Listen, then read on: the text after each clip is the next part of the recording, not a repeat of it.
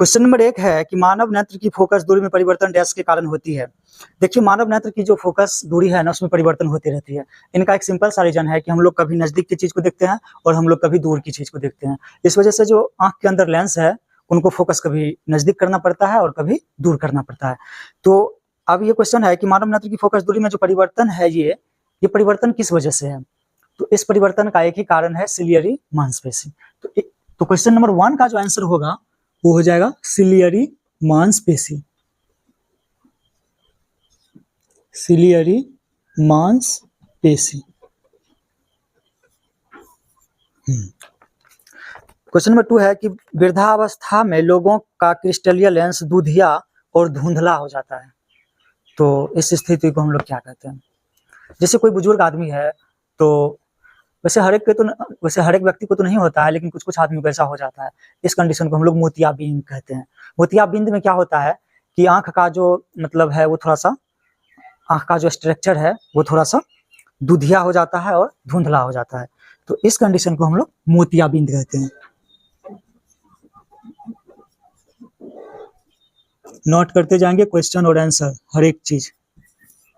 चलिए, दूरदृष्टि दोष को डैश के नाम से भी जाना जाता है। दूरदृष्टि दोष को दीर्घ दृष्टि दोष भी कहते हैं।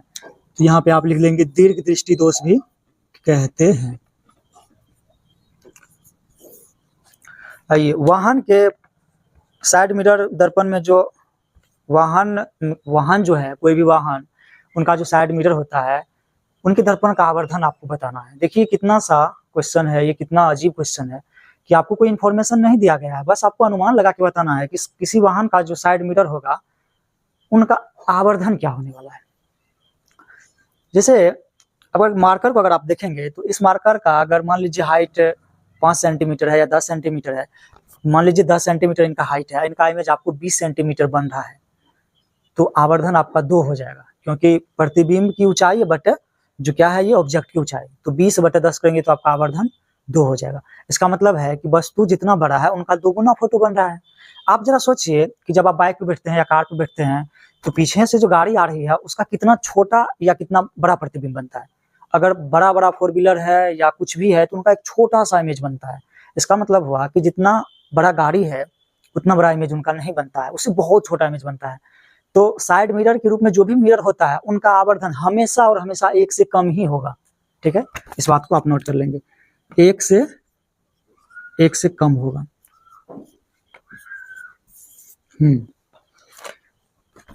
यह है कि मानव नेत्र के किस भाग पर किसी वस्तु का प्रतिबिंब बनता है।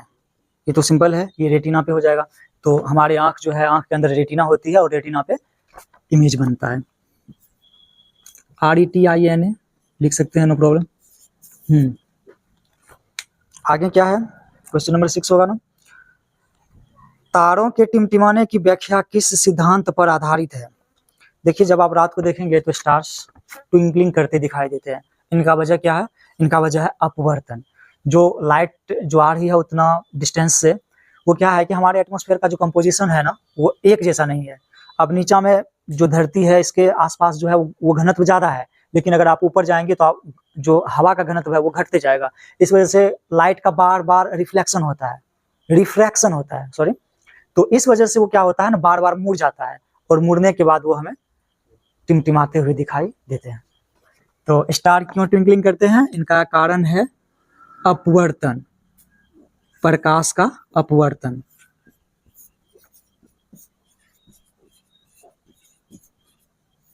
क्वेश्चन नंबर 7, नेत्र लेंस की फोकस दूरी अधिक हो जाने से कौन सा दृष्टि दोष होता है।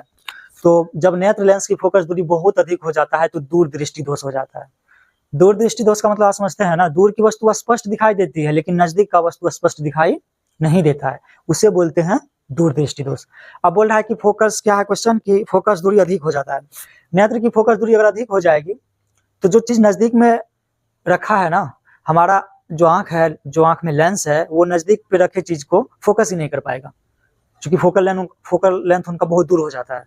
इस वजह से उसे हम लोग दूर दृष्टि दोष की कैटेगरी में रखेंगे। क्वेश्चन नंबर तो 7 का क्या हो जाएगा, दूर दृष्टि दोष।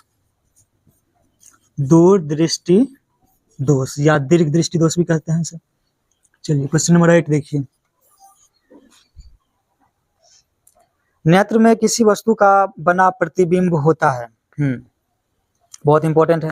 हमारे आंख में जो प्रतिबिंब बनता है, आंख के रेटिना पे जो प्रतिबिंब बनता है, वो प्रतिबिंब वास्तविक होता है, उल्टा होता है और छोटा होता है। फिर हमारे माइंड को सूचना मिलता है कि भाई प्रतिबिंब बन गया है, तो हमारा माइंड उसे सीधा करके देख लेता है ना। तो जो रेटिना पे जो इमेज बनता है वो वास्तविक होता है यानी रियल होता है, उल्टा होता है यानी इन्वर्टेड होता है और छोटा होता है। तो ये 3 पॉइंट आप याद रखेंगे, रियल, इन्वर्टेड एंड स्मॉल।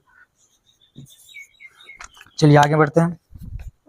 जो नेत्र निकट स्थित वस्तुओं को स्पष्ट नहीं देख पाता है उस नेत्र में होता है। तो अगर आप नजदीक की चीज को नहीं देख रहे हैं तो आपको दूरदृष्टि दोष है ना। अगर आप नजदीक की चीज पे फोकस नहीं कर रहे हैं तो इसका मतलब है कि आपको दूरदृष्टि दोष है। इसका आंसर आप लिख देंगे दूरदृष्टि दोष है उस आंख में, दूरदृष्टि दोष। चलिए क्वेश्चन नंबर 10 यह है कि श्वेत लाइट है, उनकी किरणें जब प्रिज्म से गुजारती है तो रंग सबसे अधिक विचलित, कौन सा रंग सबसे अधिक विचलित होता है? आप एक देखे होंगे, एक प्रिज्म है, जैसे यहाँ पे छोटा सा डायग्राम बनाते हैं। एक प्रिज्म है, इससे अगर लाइट जा रही है ना, तो लाइट 7 कलर में टूट जाती है, 4, ये 5, ये 6 और ये 7, 7 कलर में टूट जाती है। अब ऐसा बोला गया है कि कौन सा रंग अधिक विचलित होता है। विचलित होना मतलब होता है कि कौन सा रंग अधिक मुड़ता है। अगर आपको याद होगा कुछ तो देखिए, सबसे नीचा में होता है VIBGYOR, सबसे ऊपर रेड और सबसे नीचे वायलेट, बैगनी। तो देखिए सबसे ज्यादा जो मुड़ा है, जो सबसे ज्यादा बैंड किया है वो है वायलेट, बैगनी। तो बैगनी रंग का विचलन सबसे ज्यादा होता है। यहाँ पे आप आंसर लिखेंगे बैगनी, ठीक है।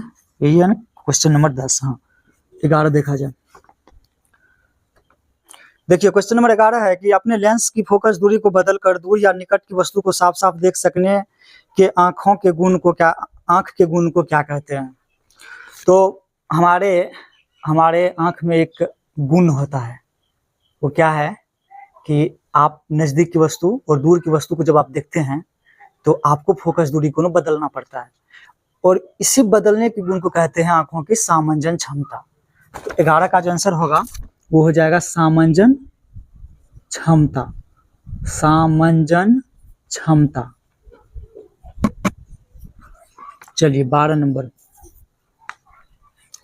नंबर है कि जरा दूरदर्शिता से पीड़ित व्यक्ति का उपचार किस प्रकार के लेंस से किया जाता है? अगर जरा दृष्टि दोष है तो उनका बाइफोकल लेंस होता है, बाइफोकल आप लिख देंगे उनका बाइफोकल लेंस होता है। बाइफोकल लेंस लगभग में हर एक घर में होता है। जैसे चश्मा है, चश्मा में कभी आप देखे होंगे कि ऊपर एक अलग प्रकार का शीशा रहता है और नीचे एक अलग प्रकार का शीशा होता है। तो जब चश्मा में 2 प्रकार का शीशा होता है तो उन्हीं को बोला जाता है बाइफोकल लेंस, ठीक है। चलो क्वेश्चन नंबर 13, एक स्वस्थ मानव नेत्र के लिए निकट तथा दूर बिंदु क्रमशः होते हैं। अगर आंख स्वस्थ है तो कम से कम आप जो है 25 सेंटीमीटर तक निकट है और दूर अनंत है।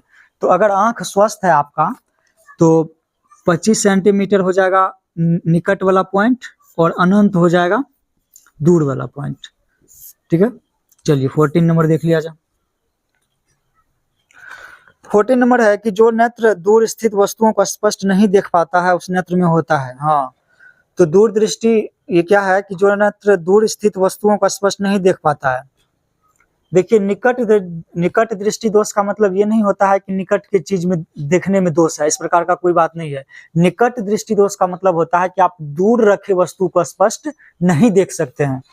तो अगर आप दूर रखे वस्तु को स्पष्ट नहीं देख सकते हैं, मान लीजिए कि कोई दूर खड़ा है और उनको स्पष्ट हम नहीं देख सकते हैं, तो वो निकट दृष्टि दोष का लक्षण होगा। तो ये क्या हो जाएंगे? निकट दृष्टि दोष,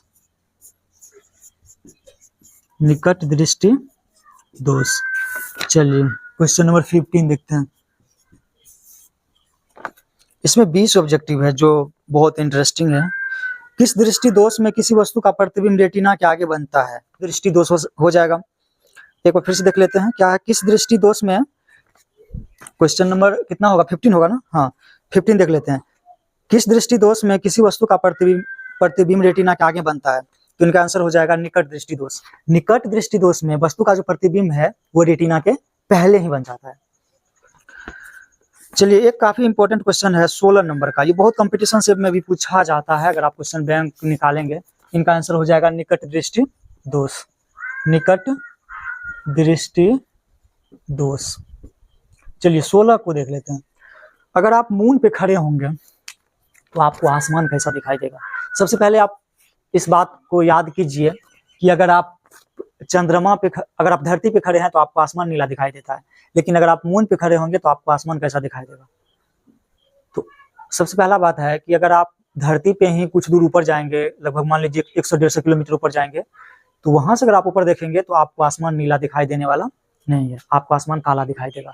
ठीक है, तो अगर आप मून पे है, चांद पे है, वहां पे भी अगर आप आसमान देखते हैं तो आपको आसमान में काला दिखाई पड़ता है, आसमान आपको काला दिखाई पड़ता है, नीला दिखाई नहीं पड़ेगा। ठीक है, इनका वजह है कि प्रकाश का जो प्रकीर्णन है, जिसमें लाइट छितरता है बहुत अलग अलग डायरेक्शन में, अब वहां पे कोई कण ही नहीं है, तो इस वजह से लाइट का जो प्रकीर्णन है वो नहीं हो पाता है। चलिए आगे देखते हैं। श्वेत रंग कितने रंगों के मेल से बना होता है? तो ये जो व्हाइट कलर सूर्य से आ रही है, ये इसमें 7 रंग होते हैं। तो ये जो श्वेत रंग है 17 का, ये 7 रंग से मिलकर के बने होते हैं। चलिए 18 देख लेते हैं। प्रकाश में किस वर्ण का तरंगदैर्घ्य सबसे अधिक होता है? तो लाल रंग का तरंगदैर्घ्य सबसे अधिक होता है। ये सब फैक्ट है, इसे याद रखना ही जरूरी है। लाल रंग का जो तरंगदैर्घ्य होता है वो सबसे ज्यादा होता है। 19 देखिए। इंद्रधनुष का बनना किस घटना पर आधारित है? तो इंद्रधनुष क्यों बनता है? इंद्रधनुष बनने का एक कारण है प्रकाश का वर्ण विक्षेपण। छोटे छोटे बूंद जो होते हैं वो उससे होकर के जब लाइट पास करती है तो प्रकाश का वर्ण विक्षेपण हो जाता है, जिससे वो अपने कलर में टूट जाते हैं और हमें आसमान में इंद्रधनुष दिखाई देता है। एक और इम्पोर्टेंट पॉइंट है कि इंद्रधनुष हमेशा सूर्य के विपरीत दिशा में बनता है। मान लीजिए सूर्य अगर इस साइड से है तो इंद्रधनुष आपको सामने में कहीं बनेगा, सूर्य अगर उस साइड से है तो इंद्रधनुष आपको पीछे वाले आसमान पे कहीं ना कहीं बनेगा। तो 19 का जो आंसर है वो है प्रकाश का वर्ण विक्षेपण। प्रकाश का वर्ण विक्षेपण, विक्षेपण आप लिख लेंगे।